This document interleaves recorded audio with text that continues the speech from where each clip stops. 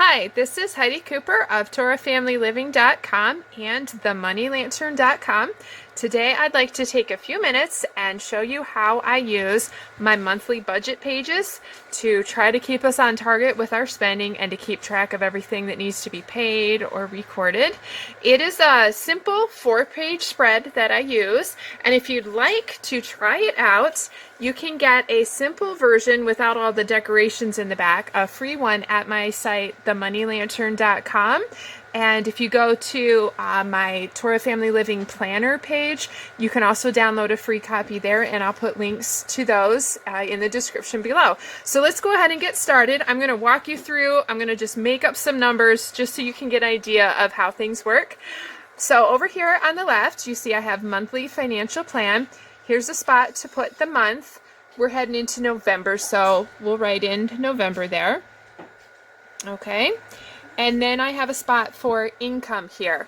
And my husband gets paid every 2 weeks, and I know what those numbers are. So just for simple purposes here, I'm going to say that he gets paid $1,000 for a paycheck, just so we can keep our numbers simple. Okay, so we'll go, let's say he gets paid on 11/5, and I just write paycheck here.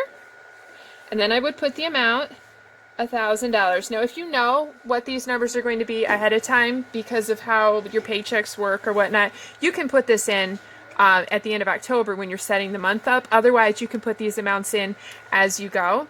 Okay, and say you got some other sort of income, like a reimbursement or a return or whatever, you can note those here and put the amounts. So I'm going to go ahead and put two paychecks in here.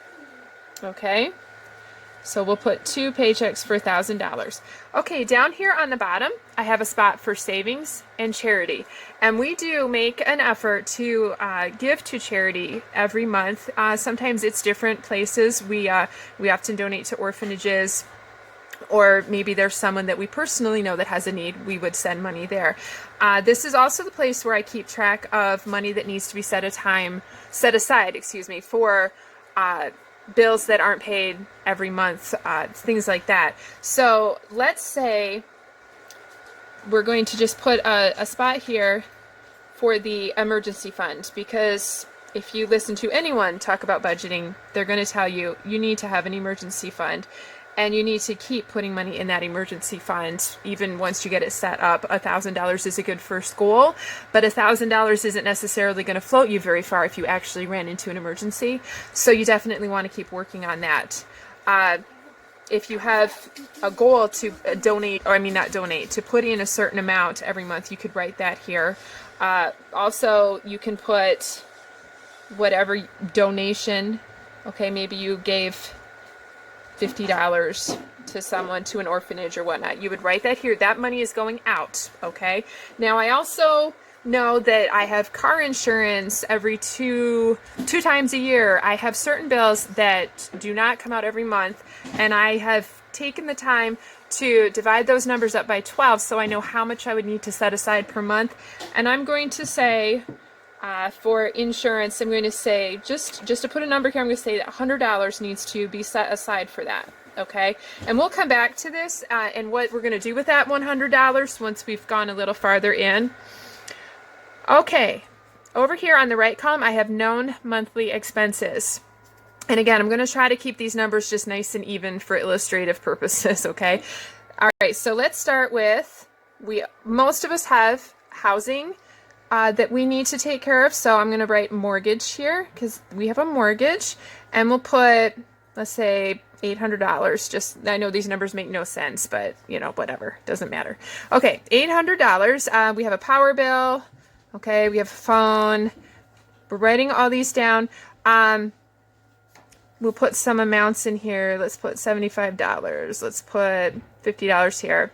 Okay, so you're going to write down all of your known bills here. Okay, this is also where we choose to keep track of gas that we put in our car, and we go to the chiropractor. Okay, so that's going to go here because I don't necessarily take that out of our medical account. I try to reserve the medical account for things that come up unexpectedly. The chiropractor, we know about that expense every month, so we put it here. We have gas. Okay, so we're going to list all of these things here. and I have a paid column. So when I know that I sent that check for the mortgage, I'm going to put a check here. And if it's an auto pay like our phone, I'm actually going to put an A here for auto pay. So I know that that's going to be taken care of. Okay. And if you need to, you can also make a note of due dates. Okay. That would be the date here would be the place to put the due date. So you know that things are getting paid on time. Okay. Now on the next, I know a lot of budget people have all these different categories for you to keep track of. I'd like to keep things really simple so that I know I'm going to actually keep up with it. So on mine, I have just 2 columns, consumables and other expenses. And I did get this idea. I want to give credit. I got this idea from Jordan Page. And she's got a YouTube channel. She has excellent videos on learning how to handle your money.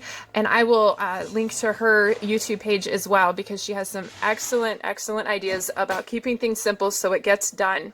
So I will link to the YouTube video that she put out about just having basically two categories. You keep track of this, important non-negotiable stuff here, and then your actual spending categories is 2. So consumables is things that you're going to get, like food, paper towels, shampoo, that kind of stuff, is going to go here. And then the other expenses are going to go here. Okay. This is where you actually have control of making choices that can get you ahead financially. You can't always change your mortgage or your power. There's not as much room here, but on this page, you can actually make choices that can help you get ahead financially. Now, I learned from them, and I actually kind of stumbled upon the same number myself. A good gauge for how much to be spending on consumables is $100 per month per person. They recommend that number, Jordan Page does, and it does really seem to work. Now, we have 10 people in our house, so up here would go $1,000, okay? And then other expenses, that's going to need to be determined based on the numbers on this page. How much do you actually have to spend on other things, okay? And then you put that amount up here. Now, this is for the month, this number here. Now, what I do is I break it down by week. So an average month is going to have 4 weeks. That means we have $250 to spend on things like groceries each week. So if I go to store A on 11/2 and I spend $85, okay, we put it here just like that, real simple. And then we go to store B, okay, and we spend $90, okay, and that's actually all we spent for that week. I put just a little line here, okay, and I put my total, which would be, I'm going to actually do math here, $175. Now, since I know I have $250 to spend for the week, I did well. I saved some money there. Whoops, and I threw my pen, okay? And so I'm going to just circle that right there because I know that's how much we spent for that week. Now, if I went to another store and spent something that really wasn't food related, okay, we'll put store C just to keep it simple here, all right? And I spent $37, okay? And that was my total. Again, I'd put my little squiggly line, I put $37, and I'd circle it, and I do that for each week. And then whenever I want to check how we're doing, we're going to add this up. This is going to be the amount of money we have to work with, okay? So that's $2,000. Boom. Okay, this is money going out. Right now that number is $150. Okay, so we have $150 there. That's that we're subtracting that from this total.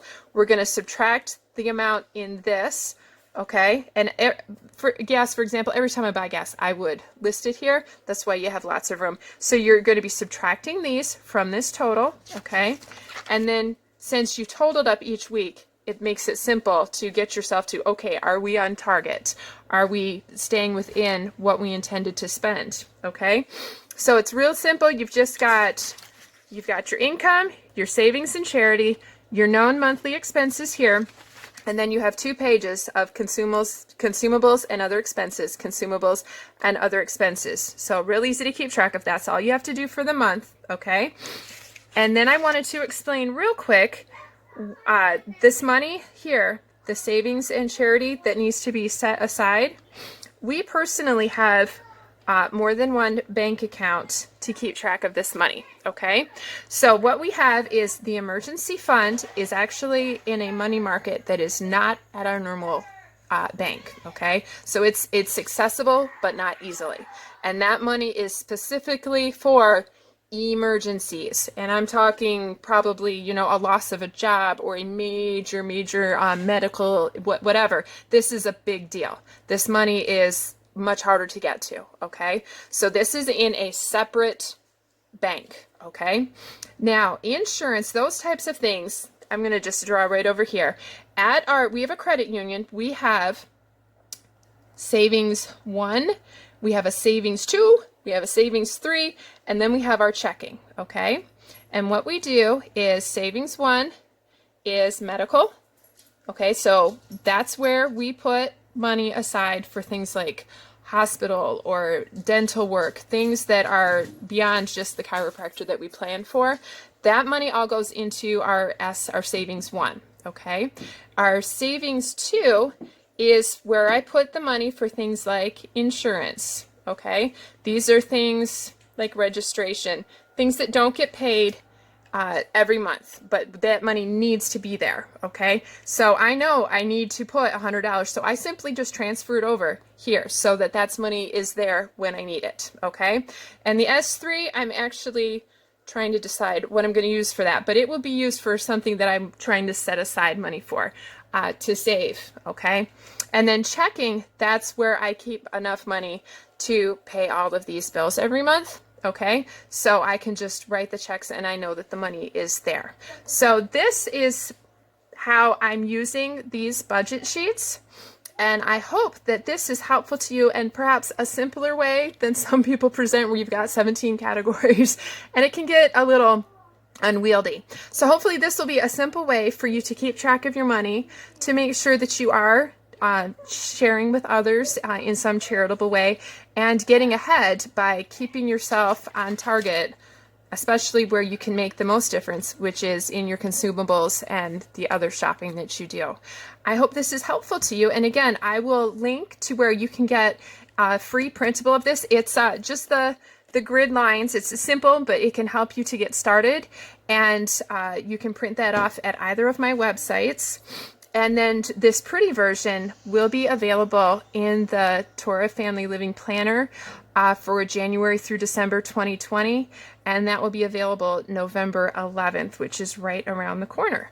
So thank you very much for watching. I hope this is helpful. And if you have any questions about how I have this set up, just go ahead and ask. Again, my website is torahfamilyliving.com and themoneylantern.com. Have a great day.